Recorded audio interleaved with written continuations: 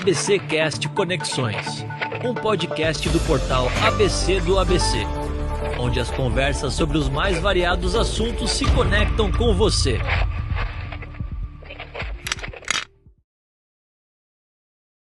Olá, você que nos visita mais essa vez para o ABC Cast Conexões. Este aqui é o podcast de entrevistas do portal ABC do ABC e é um grande prazer receber você hoje aqui para mais uma conversa. Estamos, assim, no início dessa segunda temporada, nós temos muitos assuntos para tratar daqui para frente. Nós tentamos fazer uma seleção de temas que nós não tratamos na temporada passada, e olha que temporada passada nós falamos sobre cada coisa, né? Falamos de pneu a empreendedorismo feminino, falamos de direito, falamos de direito autoral, né? Falamos também de ancestralidade, enfim, foram muitas coisas. Sugiro que você, assim que terminar esse episódio, revisite os episódios passados, porque tem muita história legal. E assim como fizemos no ano passado, este ano nós temos aí uma lista de assuntos para tratar. O tema de hoje diz respeito à mobilidade. Mas veja só, o nosso grande desafio é mostrar como que os temas dos mais variados se conectam à sua vida de alguma forma. Então nós vamos provar hoje que a sua vida está totalmente conectada com o tema de mobilidade. E para poder me ajudar no processo de conversar sobre isso, eu trouxe um jornalista que entende tudo de mobilidade. Ou talvez não, né? Eu trouxe comigo aqui o grande, né? Ele gosta de me apresentar assim, então eu vou apresentar assim ele também. O grande, o mito, o magnífico João Pedro Melo. Bem-vindo, JP. Obrigado. Tudo bom, Thiago? Tudo bom, professor? É um prazer estar aqui nessa segunda temporada, então vamos lá. Eu já queria perguntar assim que a gente começar, mas pode tocar. Não, deixa eu apresentar o nosso convidado. Vai lá. Comigo aqui, né, está o convidado. Deixa eu até pegar uma fichinha aqui para eu apresentar melhor, porque o nosso convidado, talvez uma boa característica dele é que ele é um colunista já há algum tempo do próprio portal ABC do ABC falando sobre mobilidade, né? A gente está falando aqui do Luiz Vicente Figueira de Melo Filho.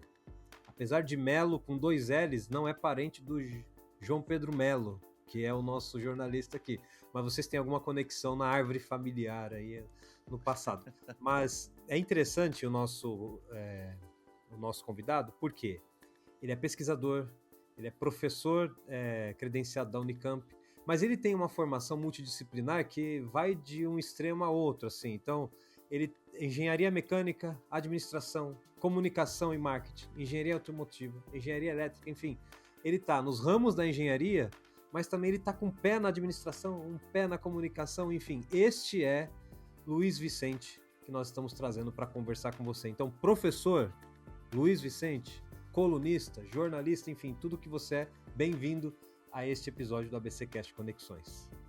Obrigado pelo convite aí, uma satisfação estar com vocês aí nesse momento aí tão prazeroso de falar sobre mobilidade urbana. É isso aí. Professor, antes da gente entrar no assunto principal, eu queria saber se você, como um grande especialista em mobilidade, sofre do mesmo que a gente aqui, réis mortais, sofremos, né? Quando a gente pega um carro por aplicativo, andando numa cidade como São Paulo, né? Você confia que o motorista ele vai usar o GPS para chegar ao destino final, que ele tem que fazer isso, né? Ele usa o aplicativo para isso, né? E aí, por alguma razão, esse aplicativo faz ele pegar cada caminho, que ele corta aqui, cruza ali, sobe, desce, entra no bairro, passa pela viela e tal. Tudo isso para economizar 2 minutos. Ou talvez, assim, 1 minuto. Esse é um bom exemplo de como hoje a mobilidade e a tecnologia têm ajudado os processos de mobilidade no Brasil, ou no mundo, né? É assim mesmo que a gente tem que conviver com a mobilidade? Bom, a tecnologia ela veio para agregar valor e muitas vezes a mobilidade não acontece numa velocidade como poderia acontecer. Se nós pegarmos esse exemplo dos aplicativos, fica sempre aquela questão relacionada à dúvida. Por que os aplicativos são feitos para transporte individual e por que os aplicativos não são feitos para o transporte coletivo? Uma reflexão, na verdade, porque se uma coisa funciona de certa forma, né, mesmo desses meandros andando para lá e para cá, que não é o correto, vou deixar claro, vias locais não são vias para andar, porque aumenta-se, obviamente, o risco relacionado a acidentes, mas pensando desse outro lado, como é importante a tecnologia estar aliada ao transporte coletivo. E é um ponto que você vê que claramente você não toca nesse assunto, né? Então a tecnologia está muito focada na questão individual, mas você não vê nada muito relacionado à questão coletiva. Já parou para pensar nisso? É um ponto curioso, né? Agora, se você trouxer isso para o macro, né, olhando o Brasil, né, qual que é o panorama hoje da mobilidade no Brasil? Falta política pública? Tem muita política pública? Falta regulamentação? Tem muita? Enfim, que panorama você traz para a gente? Até por meio da sua resposta, eu já trago o JP também para o meio dessa conversa para a gente iniciar esse bate-papo. Perfeito. A regulamentação, a Política Nacional de Mobilidade Urbana, a própria Constituição, no artigo 5º, falando do direito de ir e vir, do direito ao transporte.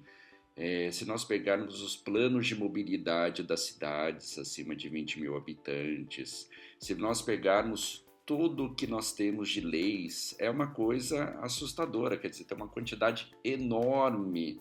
Só que, na prática, o que acontece? Na prática, nós não estamos vendo isso, né? E o que nós presenciamos muito, o que é? É uma série histórica de congestionamentos cada ano que passa, pós-pandemia, esse aumento cada vez maior. Por quê? Porque é aquela questão, o individual prevalecendo muitas vezes do coletivo, e aí não há mágica, não há infraestrutura viária, não há construção que você possa fazer para resolver isso, a não ser quando nós estamos falando do transporte público. Mas como fazer com que a pessoa que anda no transporte individual migrar para o transporte público? O que nós vemos é exatamente o oposto. E essa é a cerne da questão. Quando nós vamos num outro país, né, do hemisfério norte, nossa, ficamos vislumbrados, nossa, como funciona, o transporte público é maravilhoso. E por que aqui não funciona? Por que a gente não tem essa satisfação? Porque dinheiro, legislação, nós temos. Mas nós não temos a questão relacionada que muito vem a ver na segurança pública, que é um ponto que vai interagindo, e nesse individualismo, nessa blindagem, ele acaba, na verdade, muitas vezes o contrário, migrando para o transporte individual, morando em locais que você tem um muro. Dali você, ao invés de ir para a praça, você vai para um shopping, outro muro. O individualismo, dentro desse protecionismo, acaba, na verdade, inviabilizando o coletivismo. Então, são reflexões dentro da nossa sociedade que acaba, ao invés da mobilidade urbana ser democrática, ela acaba, na verdade, sendo segmentada em função do poder econômico de cada pessoa. E como você está falando aí, a segurança pública causa um impacto, então, direto na questão da mobilidade. Isso é curioso. Ô, JP, você já tem uma pergunta inicial para o nosso convidado ou podemos seguir? Eu queria pegar, na verdade, um gancho, né? Em alguns pontinhos que foram tratados, por exemplo, quando foi falado sobre política pública, né? A engenharia projeta a cidade ideal, mas a demografia meio que atropela, né? Então a sensação que a gente tem, até acompanhando a nossa reportagem diária, é que as prefeituras brasileiras, elas meio que estão correndo atrás do próprio rabo. Então, quando rola alguma inauguração de avenida ou corredor, a frota de veículos até já dobrou. Então, meio que ela nunca consegue, de alguma maneira, acompanhar o planejamento urbano, né? Que hoje no Brasil é meio que só uma gestão de danos. É isso mesmo, professor? É por aí?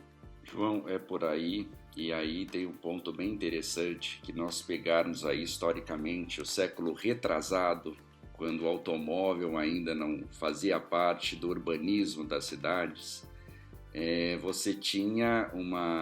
prevalecia sempre o que os arquitetos urbanistas planejavam. No momento que nós tivemos a produção em massa em Detroit, né, no estado do Michigan, nos Estados Unidos, isso mudou radicalmente e os urbanistas foram deixados de lado, né? E todos os projetos no mundo todo acabaram sendo focados na solução da mobilidade, o automóvel, algo na verdade revolucionário, algo que pudesse mudar a nossa vida. E muitos países, principalmente do hemisfério norte, viram que isso estava errado e já começaram a consertar isso no final do século passado. Nós aqui da América do Sul, e não vou colocar somente o Brasil, vou deixar claro isso, né? E até da América do Norte, né?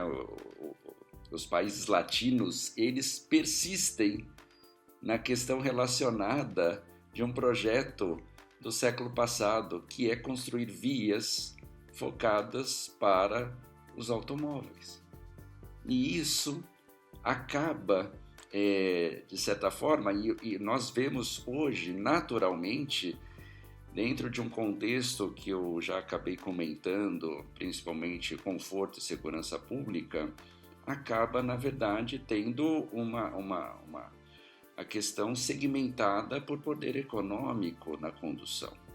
E isso vai, né, ele vai na contramão de tudo que nós precisamos pensar na mobilidade. A mobilidade, ela está totalmente relacionada ao coletivismo, principalmente quando nós estamos nos grandes centros. Se nós falarmos de uma cidade de 15 mil habitantes, que nem sequer tem um semáforo, as pessoas se locomovem a pé, de bicicleta, alguns uma motinha, um carro, mas assim, não tem nem ônibus passando.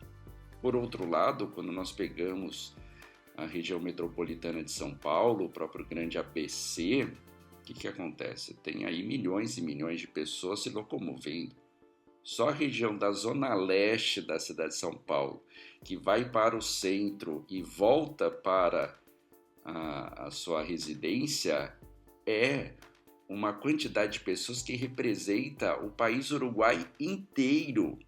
Então, assim, é algo extraordinário se você for pensar em toda essa logística. Por outro lado, você tem consequências drásticas que são esse número infinito de congestionamento, que, segundo os dados que foram passados a semana passada, foi na semana passada, São Paulo, né?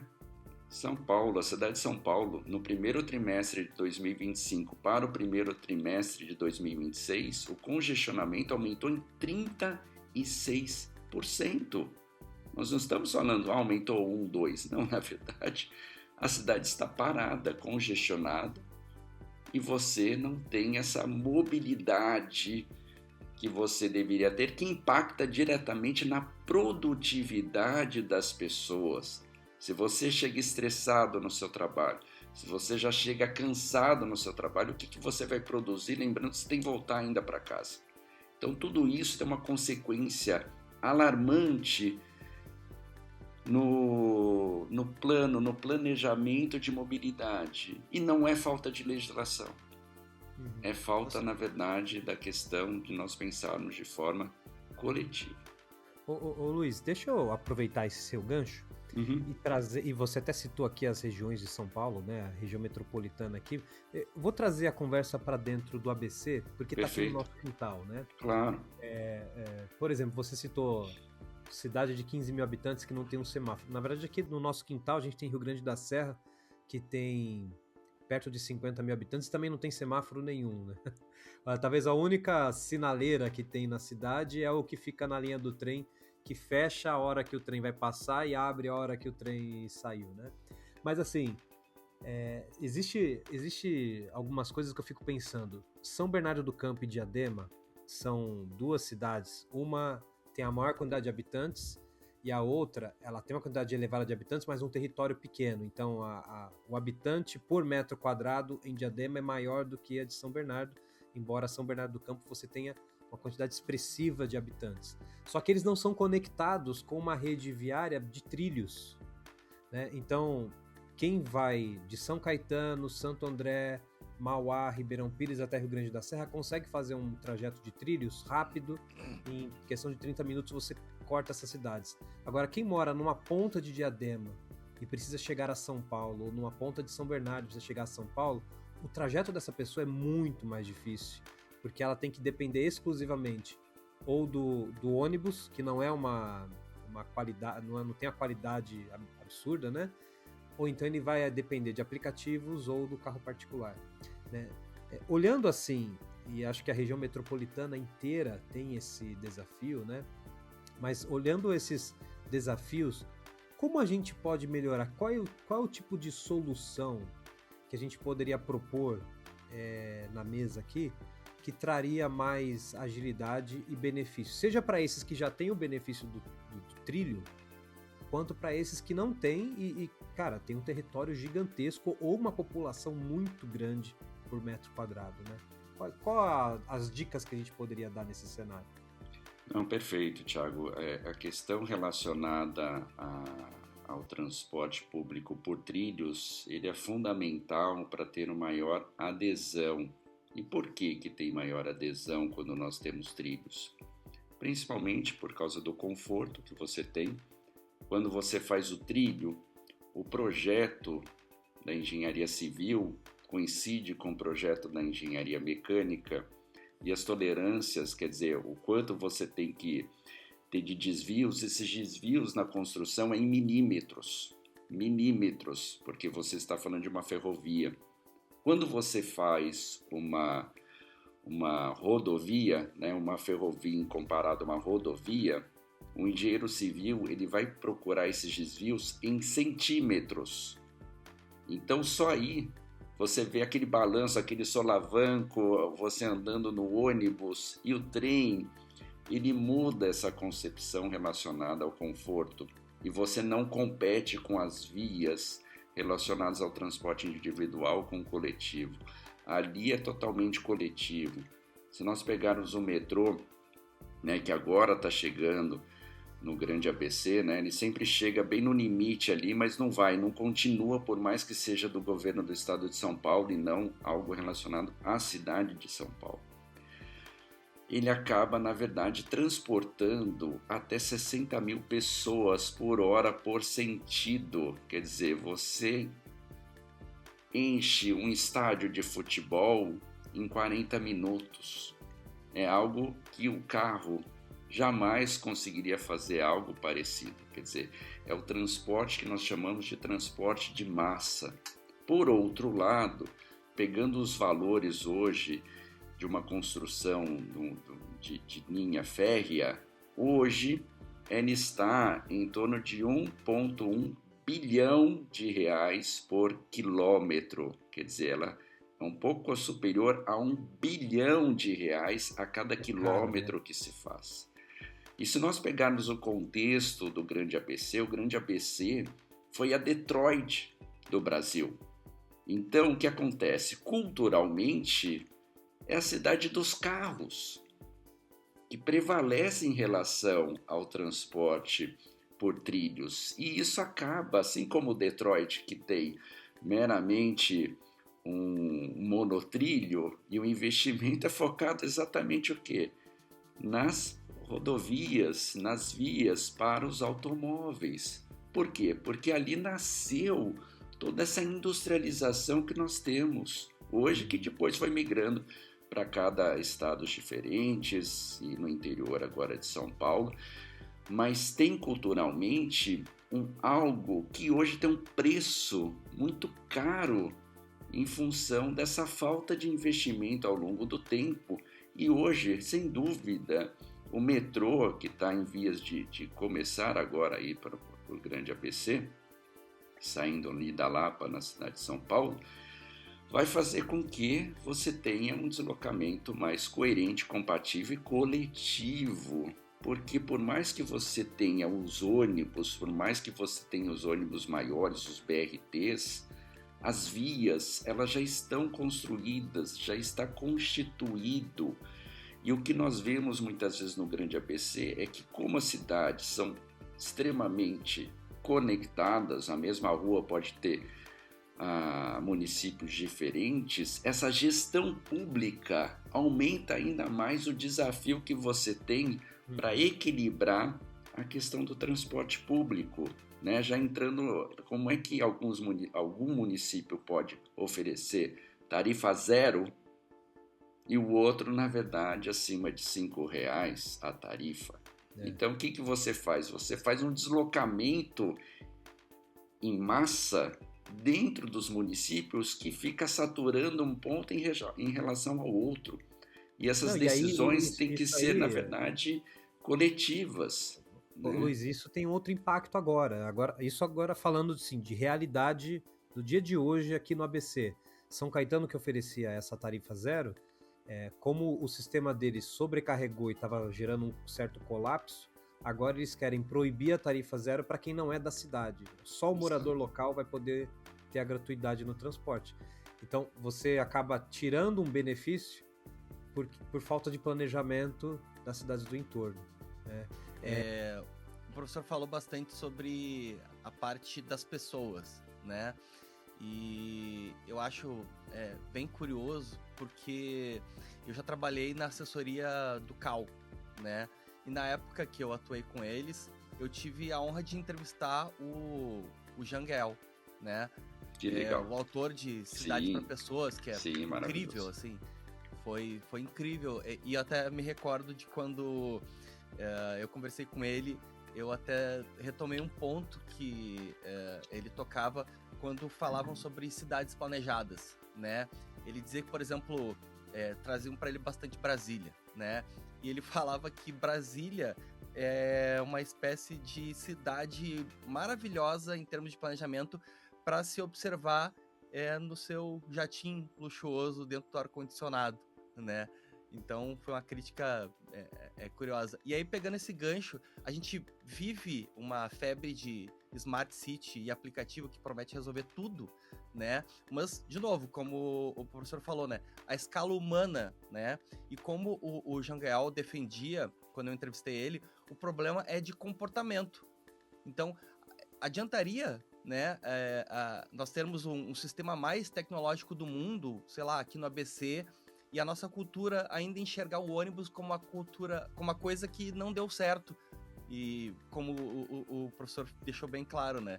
Nós somos ainda a Detroit. Então, carro é a nossa religião. Como é que funcionaria isso? A tecnologia não é só uma maquiagem para de repente, para nossa falta de coragem de mudar os nossos hábitos?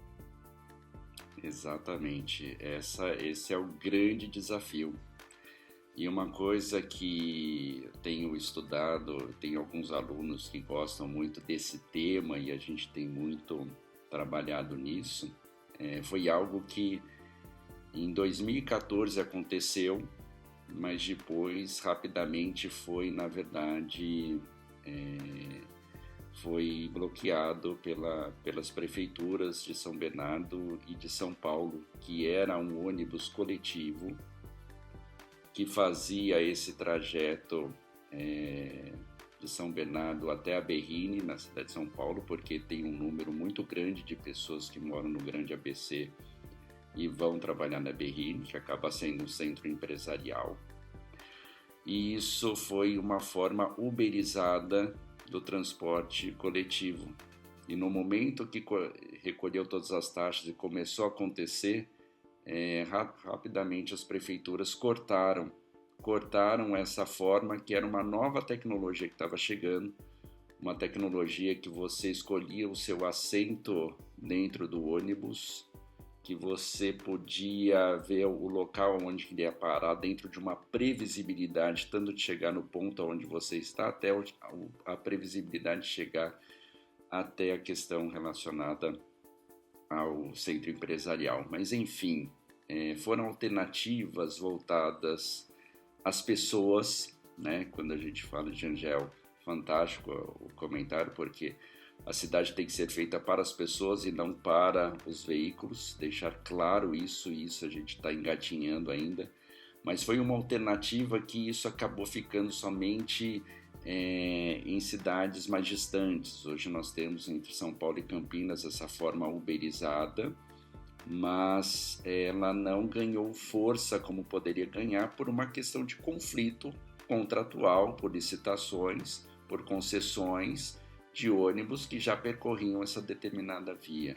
Mas quando nós começamos a pensar na questão, vamos pensar num avião. O avião ela tem a classe executiva, tem a classe econômica no mesmo avião. Quando nós tivemos esse estudo e aplicação de um ônibus uberizado, ele acabou, na verdade, não concorrendo com um ônibus tradicional.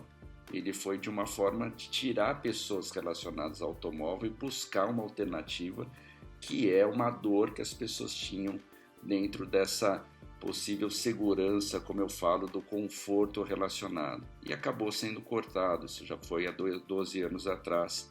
É um ponto aí que poderia ter crescido muito, né, dentro dessas regulamentações que poderiam ser adicionadas para reduzir essa quantidade de pessoas utilizando automóvel. Quando nós falamos da tecnologia, se eu pegar qualquer empresa de ônibus e falar, olha, eu preciso saber qual é a quantidade de pessoas que estão circulando no último mês. Eu vou fazer um relatório para você. Tá? Esse relatório ele pode levar tanto um dia, uma semana, vai depender da organização dessa empresa. Se eu chegar para uma empresa de tecnologia, por aplicativo de transporte, eu quero saber em tempo real quantas pessoas estão deslocando neste momento e por onde elas estão passando. Esse dado já está pronto. Então essa diferença que nós temos de tecnologia compartilhando o mesmo espaço físico, ela é tão distante uma da outra que, ao invés de nós pegarmos esses esforços tecnológicos voltados à tecnologia, buscando comportamento para as pessoas se sentirem seguras, confortáveis nesse deslocamento, nós estamos cada vez mais segregando essas diferenças e aumentando consecutivamente a quantidade do transporte individualizado. Então esse é o ponto crucial quando nós falamos de mobilidade. E pegando esse gancho, que foi uma outra sacada bem interessante, que foi muito utilizado no Nordeste desde o século passado e agora vem com uma intensidade muito maior aqui na região Sul, que são a questão dos mototaxistas, que tem um público feminino que utiliza a maior parte do tempo. E ela está voltada ao quê? A essa segurança na última etapa ou em algum trajeto que ela não se sinta segura aonde? No transporte público. Olha que interessante, que um está concorrendo diretamente, sendo que a máquina tecnológica, por mais perigosa que seja a motocicleta, ela muitas vezes está prevalecendo em relação ao transporte público com valor tarifário menor no percurso que a pessoa está procurando fazer. E isso, na verdade, quebra, porque o transporte público ele tem que ser a cerne para o deslocamento, mas essa deficiência que nós temos atualmente acaba prevalecendo o transporte individual, que está totalmente digitalizado, seja para o transporte de pessoas, seja para o transporte de mercadoria. Isso mudou radicalmente. Quer dizer, você vê uma empresa centenária como o Correio quebrada e, por outro lado, você vê uma empresa por aplicativo de entrega ganhando, tendo lucros extraordinários, em função, na verdade, da tecnologia aplicada, que deve ser sempre voltada na questão coletiva, para as pessoas. Mas, como nós temos um planejamento de transporte público, principalmente na questão dos ônibus, que você tem um rito muito bem estabelecido, vou abrir um edital, depois vai ter a licitação, vamos abrir as cartinhas, olha, o percurso já está definido perfeitamente, os pontos já estão definidos perfeitamente, vai ter um fiscal no terminal de ônibus que vai ver se aquele ônibus está chegando certinho, mas esqueceram que o transporte público, o transporte coletivo tem que ser para as pessoas. E aquele momento de horário de pico tem que ser maior, e aquele período à noite, quando você está ali na via pública e você passa um ônibus totalmente vazio, circulando para nada, significa que estamos rasgando dinheiro para fazer o quê? Para que a gente tenha esse rito bonitinho, tudo certinho, relacionado ao que o transporte público rege dentro de um planejamento do século passado. As coisas mudaram. Não dá mais para você ficar pensando nessa forma. Posso aproveitar e já colocar mais uma observação aqui? Claro. Eu até vou trazer alguns dados para justificar essa minha pergunta, né? Porque você toca num assunto da questão da segurança, né? Você citou agora há pouco a questão da segurança da mulher, no começo da conversa falou disso também, e agora falando de transporte público, acho que isso volta à voga. Só que eu queria trazer um outro lado da segurança, tá? Não a segurança necessariamente da violência, mas um outro lado. Por exemplo, hoje, motoristas de aplicativo no Brasil, se eu não me engano, tá? E vocês podem me corrigir, o Ed tá aí para me corrigir depois também. Temos quase 2 milhões de motoristas de aplicativo espalhados pelo Brasil. Destes, quase 600 mil estão na cidade de São Paulo. Então, eu imagino, conforme você aumenta a quantidade de motoristas na rua, a quantidade de acidentes ou de riscos à vida por conta da quantidade de circulação aumenta, né? Aí você tem, num outro ponto, uma guerra acontecendo no Oriente Médio que mexe com o preço dos combustíveis. Aí esse cara que participou da burocracia da contratação da empresa de ônibus, então ele foi lá com a cartinha dele, estipulou a quilometragem e tudo mais, o custo dele vai ficar mais alto porque o combustível subiu 30%, 40%, né? Só que aí, como ele é um empresário e ele não gosta de perder dinheiro, ele vai fazer a manobra interna dele para que ele possa não perder a margem de lucro. Logo, ele vai diminuir a qualidade, a quantidade de carros na rua, ele vai fazer acomodação para que aqueles 40% não pese nos rendimentos finais, né? E isso tudo impacta, né? O transporte público fica mais lerdo porque tem mais gente na rua, mais pessoas se acidentando na rua. Por outro lado, você vai ter menos ônibus nos horários importantes porque está economizando combustível. Enfim, não é tudo muito confuso ou talvez complexo demais para se resolver? Existem soluções simples para esses tipos de problemas? Você tem uma questão totalmente desigual. Então, na mesma via pública, você tem formas tecnológicas para transportar as pessoas de maneiras totalmente diferentes, e isso acaba prevalecendo a questão relacionada aos transportes por aplicativo, que aqui é o maior mercado do mundo. Olha só que interessante, que vai em encontro ao que você disse aí, de 600 mil pessoas atuando nesse meio. Sem dúvida, isso tem que ter questões relacionadas a mudar a forma de pensar dos contratos atuais do transporte público. Você vê que a questão metroviária, né, a própria CPTM também, você não tem esse rigor, quer dizer, você consegue nos horários de pico frequência de trens a cada 2 minutos ou menos de intervalo chegando na estação, quando está trabalhando redondinho. E na questão rodoviária, quando você tem um número muito grande de aplicativos de transporte e você não tem as faixas exclusivas integralmente por onde os ônibus passam, eles concorrem em alguns gargalos no mesmo espaço. E isso acarreta o que nós falamos dos congestionamentos e que acarreta exatamente naquilo que foi falado na questão dos acidentes. E os acidentes são feitos prioritariamente, acontecem, melhor dizendo, com os motociclistas, que como congestionado a cidade está, as motos vão passando entre os ônibus, carros, e nos cruzamentos acabam sendo ali as maiores vítimas e algumas até fatais em função desse trânsito, dessa cobrança, dessa questão relacionada a entregas, porque você também tem que pensar que os aplicativos motivam um recebimento, que é a gamificação, que é algo, na verdade, que você vai recebendo conforme você vai entregando.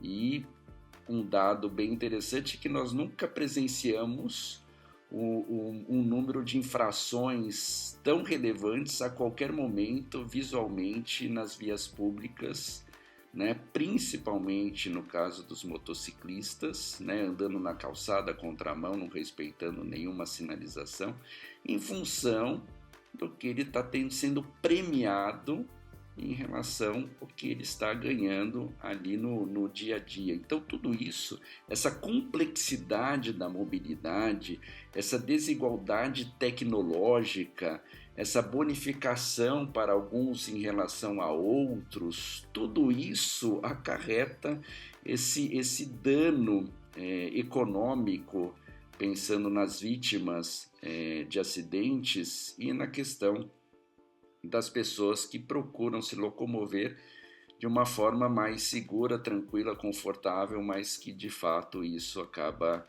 se estendendo muito o tempo de deslocamento. Muito bem. Com isso, vamos fazer um rápido intervalo agora, só para dar uma respirada. Quem está nos ouvindo precisa ouvir esse recado que vai vir na sequência e a gente já volta, é 1 minutinho só. Olá, essa é para vocês que estão assistindo o ABC Conexões. Sim, vocês, nossos ouvintes. Eu sou o João Pedro Melo e agora eu tô na bancada do ABC Cast. Fala pessoal, você já deve ter ouvido a minha voz? Se você não ouviu, eu sou a Suzana Rezende, apresentadora do ABC Cast, e eu venho aqui para te fazer um convite muito especial. O nosso encontro está marcado de segunda a sexta, às 18 horas, lá no ABC Cast. E lá nós falamos sobre tudo que impacta o seu dia a dia, desde o grande ABC até a região metropolitana de São Paulo. A gente fala sobre o Brasil, sobre o mundo, para te manter sempre bem informado. Sem rodeio, sem drama e sem perder mais o seu tempo. Bom, talvez só um pouquinho de drama. Então, não tem desculpa. Nos siga na sua plataforma preferida. Então tem o Deezer, o Spotify, o Apple Podcast, o Amazon Music e até o YouTube. É só escolher a sua preferida, nos seguir e dar o play. Então, já nem perde tempo e segue a gente lá no Instagram, @abcdoabc_oficial, porque é lá que a gente avisa, provoca, comenta, ri e chora. E às vezes até descola uma treta. Então bora lá? Então pode dar o play. Obrigado por acompanhar esse recado. Vamos agora continuar a nossa conversa aqui, porque temos muito assunto para conversar e pouco tempo, né? Então eu quero começar logo chamando o nosso quadro Contraponto. Contraponto. Esse quadro é aquele que você conhece, é o motivo pelo qual eu convido um jornalista a participar, para que ele possa fazer as perguntas que ele quiser. Não teve planejamento, a gente não roteirizou essa parte, então eu não sei o que vem por aí. Luiz, eu também não sei de fato o que vem por aí, tá? Tranquilo. Mas eu espero que o JP pegue leve com você. Então, JP, o tempo é todo seu, eu vou me silenciar aqui. Tá bom. Professor, chegou então aquele momento que o Thiago me liberou da coleira. Então, a gente costuma transformar as pautas do ABC Conexões e também do portal numa visão um pouquinho mais realista e sem chapa branca. E eu queria voltar ao Cidade para as Pessoas, né? Mas assim, como a gente fala bastante, tu falas bastante sobre tecnologia e inovação, dentro dessa tese do Janguel, a cidade que só funciona quando é projetada na escala humana para pedestre, mas olhando para o Brasil, especificamente aqui para o nosso ABC, que cresceu idolatrando o asfalto, como foi dito, isso ainda parece distante. E aí eu lhe pergunto de uma forma bem direta: a mobilidade sustentável dessas cidades para pessoas do Janguel, tem alguma chance de acontecer de fato dentro dessa nossa realidade metropolitana? Ou o senhor acha que a gente falhou tanto no planejamento como nessa questão de tecnologia verde do carro? Perfeito. entra no ponto relacionado ao uso e ocupação do solo. Se nós tivermos locais no grande ABC, onde a pessoa tem um nível de serviço tão grande, e aí o nível de serviço é emprego, escola, serviços públicos, né, o que nós chamamos hoje de cidade de 15 minutos, isso, né, que veio da França, em Paris, que hoje é aplicada diretamente nesse ponto. Você consegue fazer com que as pessoas se desloquem menos. Esse é o ponto-chave. Uso e ocupação do solo é o ponto crucial para que nós tenhamos, na verdade, um menor deslocamento ou não deslocamento, como nós estamos fazendo exatamente agora, que é o melhor dos mundos. Quer dizer, ninguém se deslocou, mas estamos falando sobre mobilidade. Então, quando nós planejamos a cidade em locais que eu possa oferecer esse número de serviço tão grande, isso favorece o não deslocamento. E aí não precisa ter um investimento viário nem metroviário, ou de uma forma muito mais sutil. Mas quando nós temos a questão relacionada a polos, que são os polos geradores de tráfego, as regiões que nós temos nas cidades, onde a pessoa precisa se deslocar muito e por muito tempo, e isso acaba dando um transtorno exatamente irreparável, como nós estamos vendo hoje. Mas aí, professor, como é que eu convenço, por exemplo, um morador de São Bernardo a deixar o carro em casa se de repente o ônibus não passa na hora que deveria? Por quê? Porque a distância que ele tem para o seu trabalho, ele precisa de uma locomoção por um veículo motorizado, né? Um transporte motorizado. Então, no momento que ele tem esse transporte motorizado, ele vai optar. E essa opção é o quê? Quanto tempo eu levo? Quanto vai me custar? E qual o modo de transporte eu vou utilizar dentro dessa transversal da segurança? E realmente, neste momento, você tem aí o automóvel como prevalecendo em relação aos demais, principalmente por causa da previsibilidade que você precisa e pelo rito do transporte público dentro daquela frequência que nós falamos em relação a algo muito engessado. Então, essa desigualdade que nós temos hoje prevalece, né? E aí nós vamos na contramão em relação ao transporte público. Muito bem. Tem mais perguntas, JP? Se o professor tivesse a oportunidade de projetar um veículo, ou apenas pelo prazer do deslocamento, sem ter que se preocupar com o consumo ou o tráfego, como é que ele seria? Ele teria roda, asa, enfim, ou a gente está falando algo que que resgate a sensação de liberdade que o trânsito de alguma maneira tirou da gente? Exatamente. A forma como nós vivemos, a gente criou um problema que nós não tínhamos, né? Que é o deslocamento, a possibilidade que a gente tem. É um ponto muito interessante o que você disse, e eu estudei muito a questão de motores, eficiência de motores no meu início da carreira como engenheiro mecânico, como mestre em engenharia automotiva, e quanto mais eu estudava, mais eu via que eu estava longe de uma resposta, porque o ponto-chave não é o deslocamento, é o que você pode fazer próximo de onde você está, né? Então, pensando na questão de qualquer veículo que eu possa falar, né, que seja um drone voador, que em breve nós já teremos aí, a Embraer já está, né, em uma das empresas que está aí dentro dessa linha de transportar pessoas por drone, né? Um drone obviamente maior, elétrico e autônomo.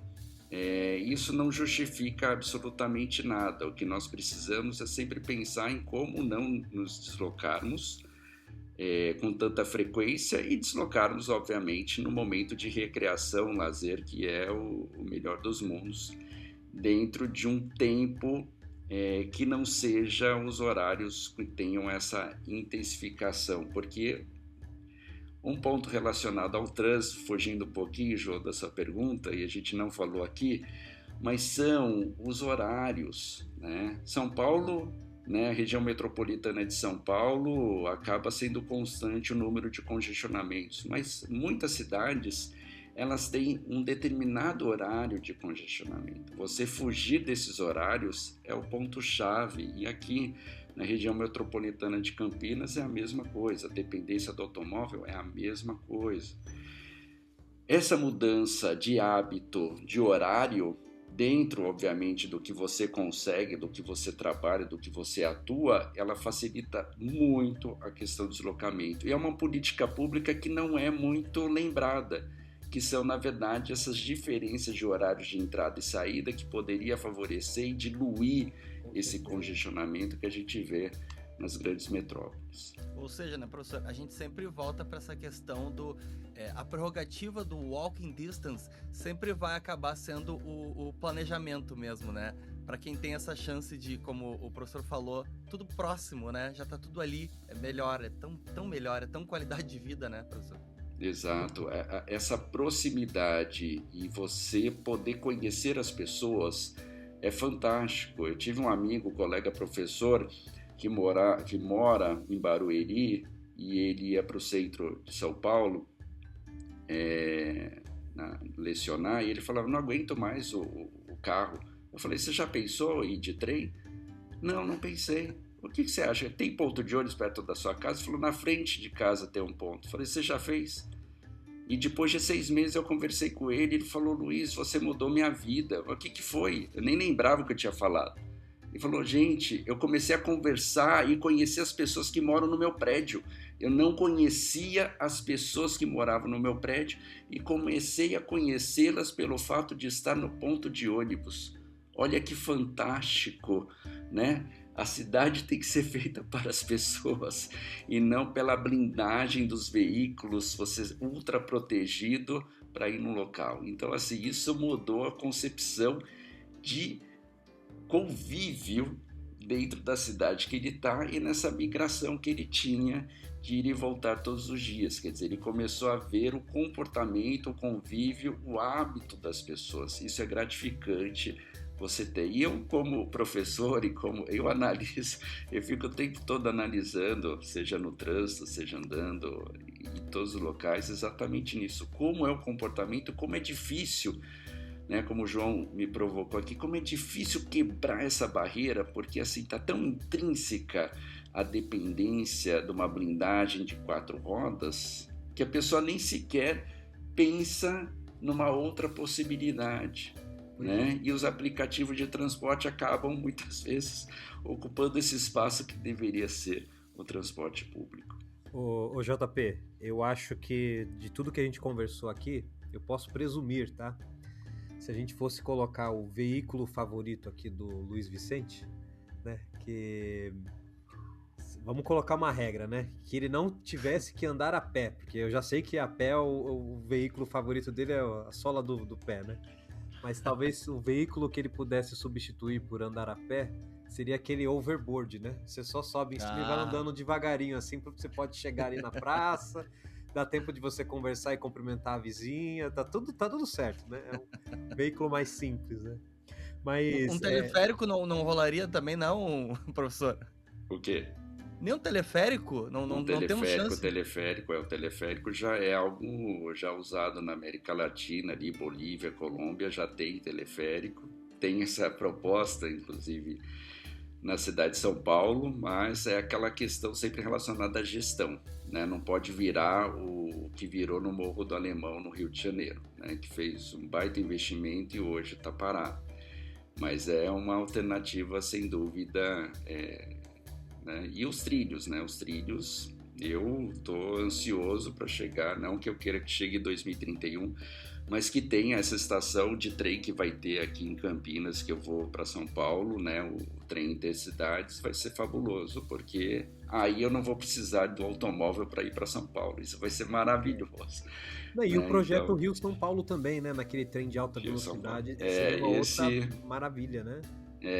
Mas esse realmente ainda está só no papel. O Intercidade já começou, já está em Valinhos, as obras começaram mês passado. Mas assim, tem muito tempo ainda, tem alguns percalços, mas olha só, e é algo, né? E aí entra também o Grande ABC. Nós tínhamos trens do litoral para o Grande ABC, para a região metropolitana de São Paulo e para a região que eu estava. Santos descendo pela linha do trem. Perfeito. Olha só o quanto nós teríamos, né, de não congestionamento em função de trem. E o outro detalhe, você sentado no vagão, tendo um vagão de um café, você podendo trabalhar ou lazer com aquela vista maravilhosa da Serra do Mar. Serra do Mar, cachoeira, você via isso tudo. Nossa, fantástico! E hoje você está preso no seu automóvel junto lá com as pessoas que mal sequer, você nem conhece as pessoas que estão do seu lado, né? Você não tem essa convivência, o transporte público ele favorece tudo isso, né? Você melhora como pessoa, melhora como qualidade de vida. E a gentileza gera gentileza, é um jargão aí que eu falo direto, mas é a pura verdade. Se você dá espaço para uma pessoa passar do seu automóvel, a pessoa também vai ficar sensibilizada e vai deixar a outra passar. Agora, se você faz o contrário dessa blindagem de 4 rodas, você só cria um ambiente extremamente hostil, né?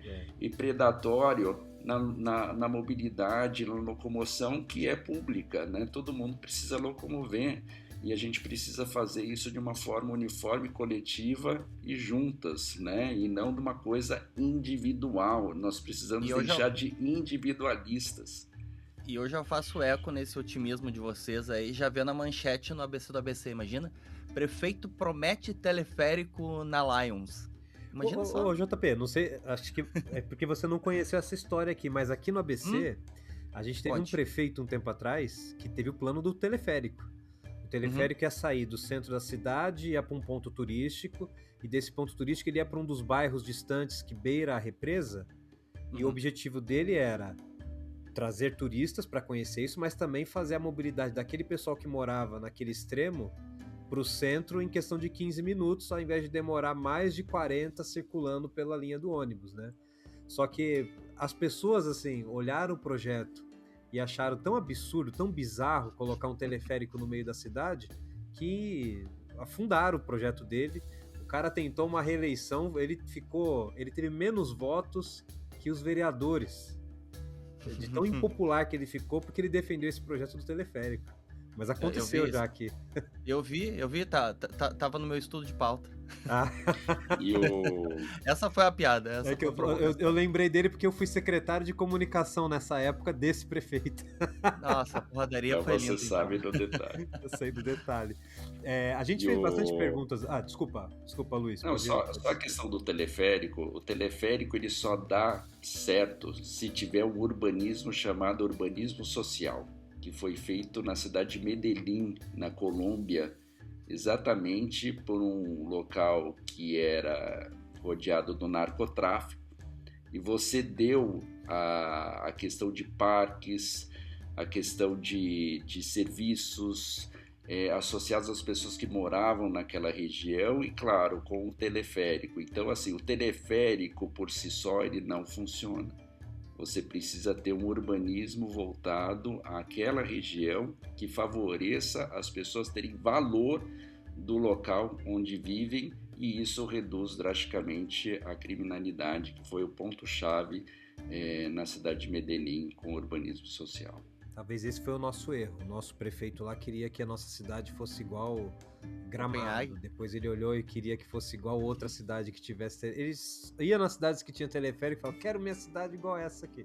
Não tinha esse estudo mais detalhado. Mas é sempre isso, né, Quirino? A gente cita... As pessoas citam bastante Copenhague ou Amsterdã, mas olhando para a pele do brasileiro e para nossa realidade tropical e muito desigual, né? Qual de fato seria uma cidade realmente que faz a gente pensar dentro do nosso sentido e que trouxesse vontade política, né, professor? Exato. Nós temos 2 exemplos de cidades aqui no sul, a cidade de Curitiba, que sempre está inovando no transporte coletivo, é algo maravilhoso, né? Está muito alinhada com a cidade para as pessoas, e a outra cidade é Fortaleza também, na região, no Nordeste ali, que sempre está pensando da forma coletiva, inclusive de tamanhos de transporte público maior ou menor em função da demanda. Se vocês verem, é algo maravilhoso, não precisa ir longe, não precisa ir para Copenhague, só precisa ter humildade, visitar, entender, ir atrás e fazer o acontecer, porque nós temos exemplos aqui no Brasil fantástico dentro dessa visão voltada para as pessoas. Beleza. Professor, olha só, quando na tua profissão, né, quando a gente apresenta resultado, os dados estão por lá e os políticos às vezes ouvem, né, e às vezes não ouvem, né? Então, assim, são meio que duas perguntas, né? Como é o sentimento de ver, às vezes, uma pesquisa acadêmica de alto nível ser ignorada pela gestão pública por causa de uma conveniência eleitoral, tá? Esse é um ponto chave e, assim, o que eu mais fico frustrado é quando nós temos dados, principalmente na emissão de poluentes, que tem uma quantidade enorme de material particulado que reduz a vida das pessoas que estão expostas a essa forma e nada é feito ou é ignorada. Então é um trabalho sensacional que o Laboratório de Patologia da Universidade de São Paulo faz, da Faculdade de Medicina, e isso acaba, assim, muitas vezes com essa intensificação do transporte motorizado, acaba afetando a saúde das pessoas, que elas não estão enxergando. E o nosso país é um país que eles simplesmente desprezam tudo que nós temos de publicações, tudo que nós fazemos, ao contrário, na verdade, né, de muitos países do hemisfério norte, de novo, hemisfério norte, mas vamos poder pegar a Austrália também, que está no hemisfério sul, que também faz acontecer, que é levar a sério o que o mundo acadêmico faz e o que deve ser feito, e não questões muitas vezes demagógicas que na percepção da população está maravilhosamente bem, mas isso vai ter consequências drásticas. Então muitas vezes é frustrante para mim nesse ponto. É mais um desabafo aqui na sua pergunta. E por último, e para encerrar, tá? O último ponto, eu prometo pro Quirino, uma dica, professor, para quem está começando, porque é um tema que eu adoro, né? E como eu falei, tendo atuado no CAU, na assessoria, eu peguei muito gosto, e a minha esposa é arquiteta e urbanista também. Então, eu queria lhe perguntar, para quem está começando na engenharia de transporte, muito embora eu consiga imaginar o viés da resposta, e eu tenho certeza que o Quirino também deve permear pelo humano, mas mesmo assim, para quem está começando na engenharia de transporte, qual a lição mais valiosa que o senhor aprendeu e que não está em nenhum livro técnico da USP ou da Unicamp? Acho que é a otimização de recursos, né? Então, assim, é de uma forma integradora. Não existe um transporte que seja melhor que o outro. Existe uma condição naquele momento que um pode prevalecer em relação ao outro. Então, quando nós temos uma integração dos transportes, independentemente se ele é individual ou se ele é coletivo, essa integração ela deve ser feita de uma forma que as pessoas consigam enxergar, estejam na palma da mão. E isso não acontece. Então, acho que esse é o ponto. E o que eu estou falando, os países nórdicos, o extremo norte, né, pegando a Finlândia como exemplo, é algo assustador. Eles conseguiram, dentro da capital da Finlândia, ficarem 12 meses sem qualquer acidente com vítima fatal, em função desta integração. Então, soluções existem, não está escrito nos livros, mas essa ação relacionada do poder público junto com a sociedade consegue sim, de fato, fazer com que a vida das pessoas seja melhor. Fora da zona. Nesse quadro a gente tenta entender, assim, até conectar o assunto com algo mais pessoal da vida do nosso entrevistado, né? E eu estava pensando numa pergunta para o nosso Fora da Zona e me veio na cabeça o seguinte, professor. Você é um especialista em mobilidade, né? Você pensa a mobilidade grande parte do seu dia. O seu trabalho está muito ligado a isso. Você, inclusive, escreve colunas, né? Como no nosso caso, falando sobre isso. Ou seja, esse assunto te domina o seu dia a dia. Agora, quando o Luiz Vicente está em casa, quando ele está planejando um momento de lazer, sabe? Quando você desconecta de tudo, como que você planeja a sua locomoção? Como é que funciona aí quando tudo tá... É hora de descansar. É o carro que você prioriza? Não é o carro que eu priorizo. Eu moro na cidade de Campinas, numa cidade, aqui também é o centro de uma região metropolitana. E eu tenho a satisfação de morar num local onde a escola dos meus filhos é muito próxima, eu posso ir a pé, vou pegar o veículo rapidamente, levar, sem trânsito algum. Eu tenho os supermercados próximo de casa, que eu também faço muitas vezes a pé, uma compra simples. Tenho 2 parques aqui perto de casa também, que usufruo no final de semana a pé. Então, assim, a cidade para as pessoas, para mim, é o termo-chave para essa vida local. E eu escolhi muito bem, né, e tive essa grata satisfação de ter um local onde eu posso fazer sem a dependência de um veículo. E é interessante que algumas pessoas perguntam para mim, você não tem vontade de morar num condomínio fechado? Eu falei, eu tenho um horror, desculpa as pessoas, mas porque eu tenho uma dependência total do automóvel. E eu não quero ter dependência do automóvel, porque quando você anda a pé, você conhece a cidade, você vê as pessoas, você sente, até eu moro num edifício e eu estou num 3º andar e Jangel fala exatamente isso, até o 3º, 4º andar você consegue sentir a cidade. Acima desses andares você fica isolado do mundo, você não sente a cidade. O que é sentir a cidade? É sentir o comportamento das pessoas, como elas estão agindo, né? Eu vou andando, olho no semáforo, vejo as pessoas digitando no celular lá, tá, aquela coisa louca. E falo, gente, né? Se nós tivéssemos o transporte público, essa pessoa estaria digitando com segurança, não com a insegurança, com a distração e aumentando os riscos de acidentes. Mas nesse contexto todo é exatamente o inverso. Então, assim, a escolha que eu fiz foi baseado não assim, eu quero o edifício X, não. O que nós temos no entorno que favorece eu viver neste local? Esse foi o ponto-chave para responder a sua pergunta, Thiago. Thiago, posso fazer uma pergunta de $1 milhão pro professor? Vai lá. Professor, o senhor que passou boa parte da vida estudando a eficiência da máquina. Muito bem. Selo é de verdade.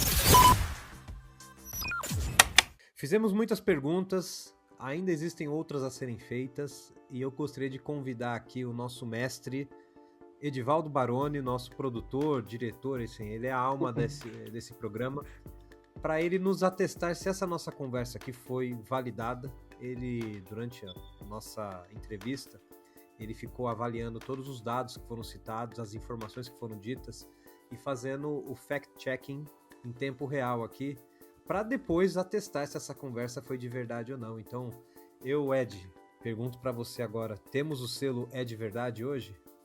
Bom, realmente foi uma conversa muito proveitosa, extremamente importante, permeada por muitos dados que em muitos momentos a gente consegue fazer esse fact-checking na rua, né, na nossa própria vivência, mas em relação a tudo que foi dito aqui, quanto a dados, está tudo checado, está tudo validado. Inclusive menção honrosa para os dados que o Thiago trouxe sobre o número de motoristas de aplicativo, tanto no Brasil, que já em 2004 estava próximo da casa dos 2 milhões, sendo 570 mil deles só aqui em São Paulo. E aproveitando o ensejo, até falando sobre essa questão mesmo de motoristas de aplicativo, essa semana foi caótica, né, nesse sentido, para esse segmento, que a gente teve muitos motoristas de aplicativo, entregadores, protestando em diversas partes do país contra a proposta de regulamentação que está em tramitação no Congresso. E o Luiz já trouxe em algum momento essa discussão para os textos dele daqui do portal.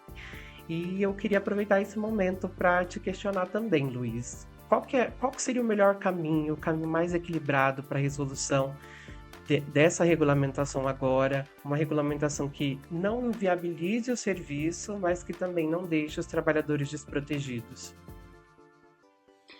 Esse é o ponto-chave, e esse distanciamento que nós temos dos aplicativos individuais em relação ao transporte público, ele está cada vez aumentando mais essa diferença, essa competitividade, vamos chamar de competitividade, essa busca de um melhor serviço para nós nos locomovermos, né? Então eu vejo sempre na questão do equilíbrio, né? Nem para um lado nem para o outro. Eu acho que você pode sim entender quais são os pontos primordiais relacionados do transporte individual por aplicativo, mas o que nós podemos utilizar para o transporte coletivo. E isso não está sendo feito. Então não adianta você pegar e restringir mais e mais e regulamentar.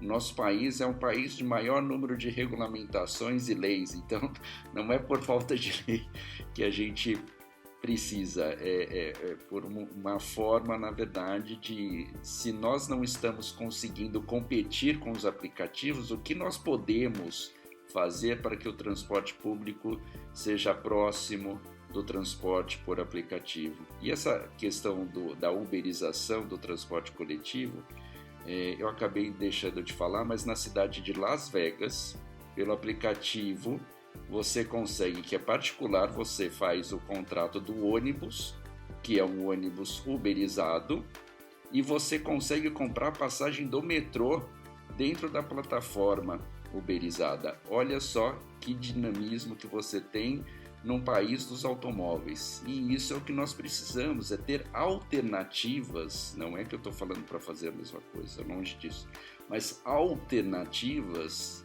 que essa competição, essa concorrência seja complementar, deixe de ser concorrente e complemente. Você não precisa de um único transporte do ponto A ao ponto B. Você precisa, na verdade, ter uma conjunção de modos que você possa, na verdade, ir de uma forma mais agradável, segura e confortável. Muito bem, obrigado, Ed, pela participação.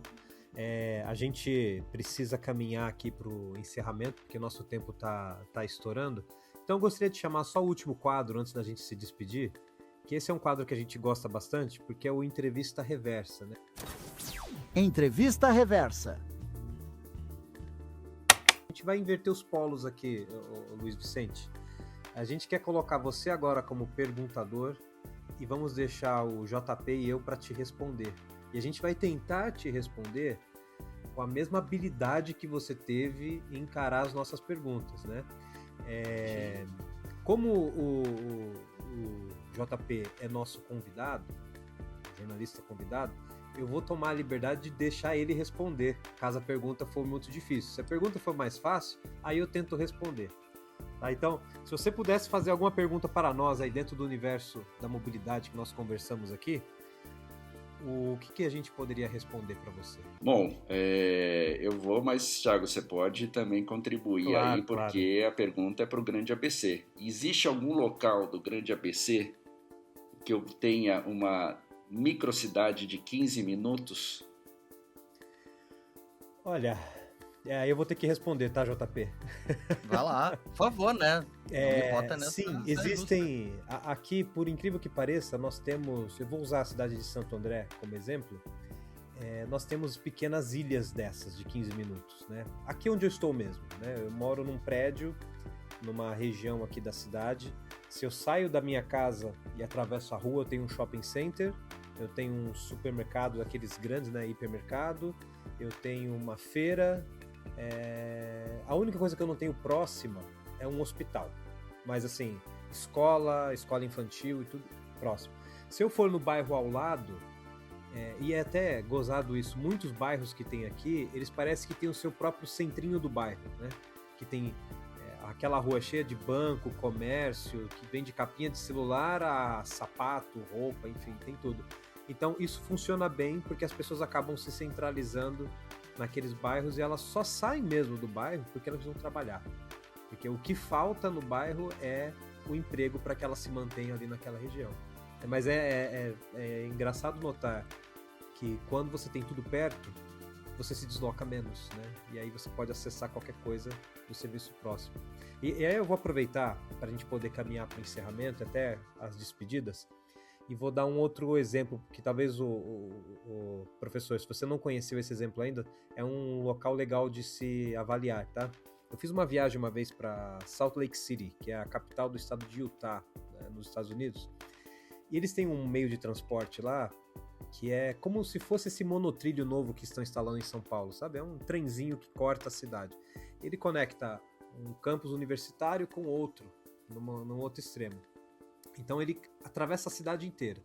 Ele custa barato, então você chega, paga no cartão de crédito ali e entra nele, só que dentro de uma quantidade de quarteirões que liga a rede hoteleira até o centro mesmo, onde tem todos os principais pontos turísticos, é totalmente gratuito. Então a pessoa ela entra, ela sai e se locomove até determinado lugar e ela pode aproveitar e voltar para o seu hotel, voltar para... Enfim, é muito útil para o turista. Eu achei tão curioso, e eu estava lá com um morador local e perguntei para ele assim, cara, e não tem assim fraude, sei lá, a pessoa... Porque não tem um cobrador, né? Ninguém vê se você está pagando ou não. Como é que funciona isso aí? Aí ele falou, a gente aqui tem que confiar também na honestidade das pessoas. O que me faz pensar, professor, que a questão da mobilidade envolve planejamento, envolve poder público, envolve essa organização nossa do dia a dia, mas envolve muito o indivíduo, né?